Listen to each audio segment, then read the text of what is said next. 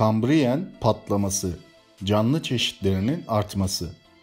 Modern hayvan türlerinin günümüzden yarım milyar yıl önce evriminin büyük patlaması olarak bilinen Kambriyen patlamasında son derece hızlı bir şekilde ortaya çıkması Charles Darwin'den bu yana evrimsel biyologları şaşırtmaktaydı. Londra Tarihi Müzesi'nden Greg Edgecombe, Adelaide Üniversitesi'nden Julian Soubrier ve Mike Lee tarafından Current Biology dergisinde dün yayınlanan makalede Kambriyen dönemindeki bu hızlı evrimin tek açıklamasının evrimleşme oranlarındaki göreceli olarak küçük artışın 20-30 milyon yıl boyunca korunması olduğunu ileri sürdüler. Dikkate değer süreler boyunca oluşan ufak değişimler bir araya gelerek büyük farklar yaratabilirler. Albert Einstein bunu bileşik ilgi olarak tanımladı ve evrendeki en güçlü kuvvet olarak açıkladı. Bu gözlemi evrimsel biyolojiye de uyarlanabiliyor. Günümüzden 530 milyon yıl önce gelişmiş hayvan türlerinin neredeyse aynı zamanda ortaya çıkmasına Kambriyen patlaması adı veriliyor. İlk canlılara ait fosiller. Kanıt: Darwin'in yaşadığı zamandan çok daha sonra erken döneme ait fosil kalıntıları ortaya çıktı. Bu fosiller Kambriyen patlaması hakkındaki yaratılışçı eleştirileri anlamak için önemlidir. Dünya üzerinde yaşama dair en eski kanıt paleontologların bulduğu ve en eski taş kadar eskidir. Yaklaşık 3,75 milyar yıl öncesine aittir. Bu fosiller gerçek organizmalar olarak da hücre olarak da günümüze gelmemiştir. Elimizdeki tek şey iki karbon türü 12 derece ve 13 derece arasındaki oranın değişim geçirmiş olmasıdır. Bu iki atomik form, izotoplar doğada belli bir oranda bulunur.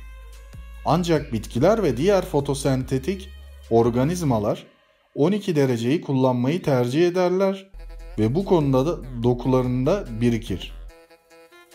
Organizma öldüğünde tüm bedeni zaman içinde kaybolabilir fakat topladığı karbon atomları tortusunda kalır ve bu daha sonra taşa dönüşür. Bilim insanları bu iki izotopun bir kayaçtaki oranını fotosenteze özgü olan ve organik süreçlerin bir niteliği olan oranla karşılaştırabilirler. Eğer iki oran aynıysa bu fiziksel görüntüye dair her ipucu zaman içinde yok olmuş olsa bile söz konusu kayaçta fosil olarak fotosentetik organizmalar gömülü olduğunun iyi bir göstergesi olur. Bu bilgiyle 3,74 milyar yıl önce dünyada fotosentetik organizmalar olduğunu biliyoruz.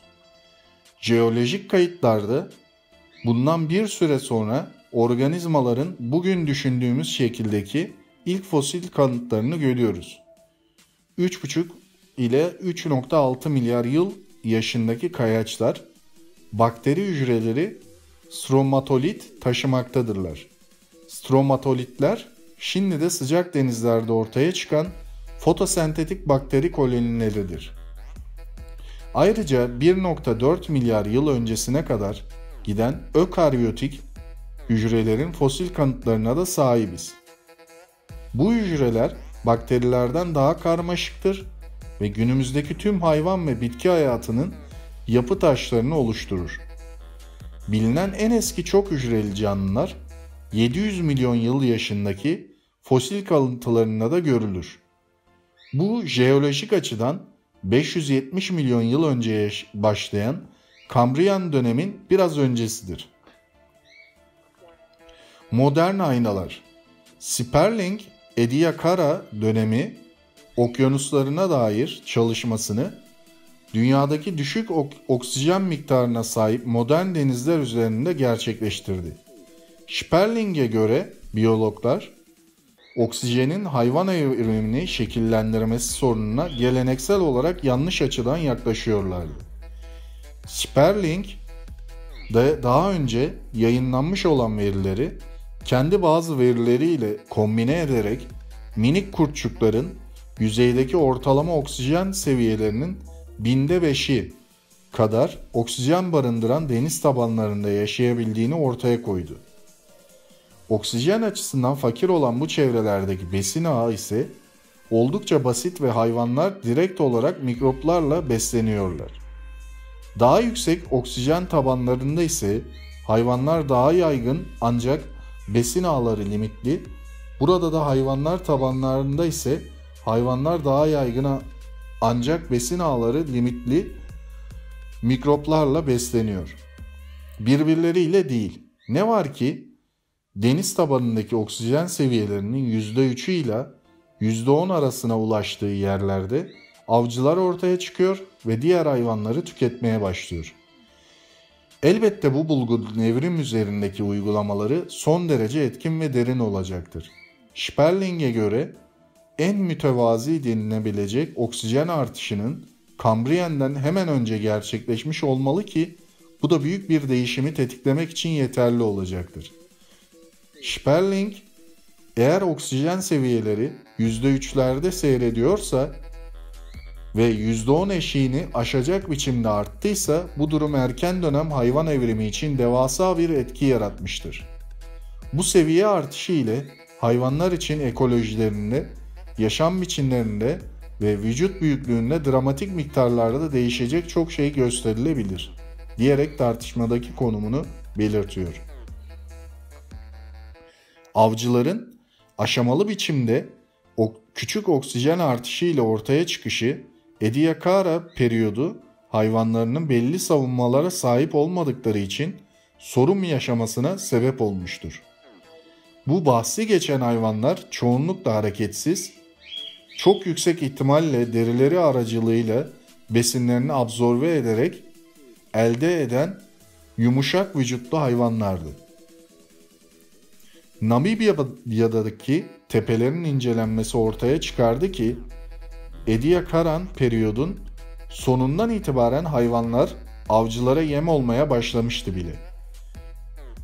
Edinburgh Üniversitesi'nden paleobiyolog Rachel Wood taş oluşumlarını incelediğinde ilkel hayvan Claudinia'nın mikrobiyal refisiflerden koparıldığını gösteren noktaları tespit etti. Okyanus tabanına yayılmak yerine bu koni şeklindeki yaratıklar kalabalık koloniler halinde yaşıyorlardı ve böylelikle yaşamsal vücut kısımlarını avcılardan saklayabiliyorlardı. Bu ekolojik dinamik modern zaman resiflerinde de benzer biçimde gözlenmektedir.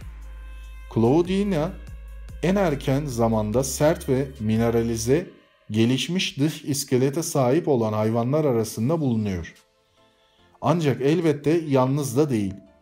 Bu resiflerde iki ayrı hayvan tipinin daha mineralize vücut kısımlarına sahip olduğu biliniyor ki bu da aynı dönemde farklı gruplarda birbirinden bağımsız grupların farklı evrimsel biçimlerde iskelet kabuklarını evrimleştirdiğine işaret ediyor. Wood bu fenomene ilişkin yaptığı açıklamada iskeletlerin üretilmesinin pahalı bir iş olduğunu ve bir hayvanın bu zahmete girmesine yeni gelişmiş olan avcılara karşı savunma sağlaması haricinde yeterli bir gerekçe bulmanın zor olduğunu belirtmişti. Bu periyoda ait bazı Claudina fosilleri üzerinde çok yüksek olasılıkla avcıların bu canlıların kabuklarında açmış olduğu delikler tespit edilmişti. Paleontologlar bunların dışında da Ediacaran periyodun sonunda hayvanların birbirlerini yediklerine dair ipuçları da elde etti. Namibya'da, Avustralya'da ve Kanada'da bir takım deniz tabanı sedimanlarında henüz bilinmeyen kurtçuk benzeri bir canlı tarafından açılmış ve korunmuş alışılmadık tüneller keşfedildi. Treptikmus sığınakları olarak da adlandırılan bu oyuklar dallara ayrılarak geniş bir alana yayılmış biçimde gözlemlenebiliyor. Mikrobiyal yatağın üzerinde av olmaya mahkum hayvanların hemen altında da bu şekilde avcıların korunma yolu geliştirilmişti ve hatta uygulanıyordu. Bu dönemde avlanmanın artışı, sakin bir biçimde oturarak yaşayan Ediacaran hayvanları için büyük bir dezavantaja dönüştü. Artık olduğun yerde sabit durup hiçbir şey yapmamak bir anlamda ölüm demekti. 3 boyutlu dünya.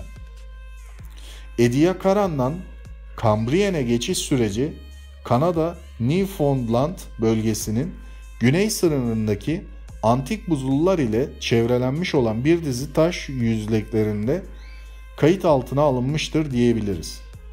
Bu sınırın hemen altında Ediacaran hayvanlarının kalıntı izlenimleri ve hatta dünyanın döneme ait en eski fosilleri bulunuyor. Onların 1,2 metre kadar üzerinde ise eklemlenmiş bacakları ile yürüyen ve dış iskelete sahip olan hayvanlar tarafından yapıldığı düşünülen çizik izlerinin üzerinde taşıyan gri silt taşı bulunuyor. Bu da dünyanın artropodlara dair elimizdeki en eski kanıtların bunlar olduğu anlamına gelmektedir. Oksijenin kompleks hayvanların ortaya çıkışına etkisini anlamak için bilim insanları döneme ait sediman ve taşlardan daha incelikli ipuçları elde etmeye çalışıyor. Lyons ise fosiller üzerine incelemeler yapan bilimcilerin fosillerini bu oksijen savına dayanarak incelemeleri gerektiğini ve buna teşvik ettiklerini açıklıyor. Çünkü bunun sonucunda farklı antik çevrelerde ve bölgelerde oksijen seviyeleri ortaya çıkmaya başlayacak ve bu sayısal değerler hayvan fosillerinin sahip olduğu izler, özellikler ve o dönemde geliştirilmiş davranışlarla ilişkilendirilerek bizleri sorunun cevabına daha da yakınlaştıracaktır. Geçtiğimiz sonbahar aylarında Woods ise aklında bir amaç ile Sibirya'yı ziyaret etti. Bu ziyaretinde Claudina ve diğer iskeletli hayvan Svorovella'ya ait Ediacara periyodu fosillerini topladı. Araştırma yaptığı alan kendisine döneminin okyanuslarının ve farklı derinliklerinin fosiller elde etme şansı sundu. Wood topladığı fosillere bakarak hayvanların hangi koşullarda daha sert iskeletler geliştirdiklerine, avcıların saldırısına uğrayıp uğramadıklarına ve bu parametrelerden herhangi birinin oksijen seviyeleriyle ilişkili olup olmadığına dair daha derin fikirler edinmeyi bekliyor. Çünkü Wood'a göre ancak bundan sonra hikayeyi tamamlayabileceğiz.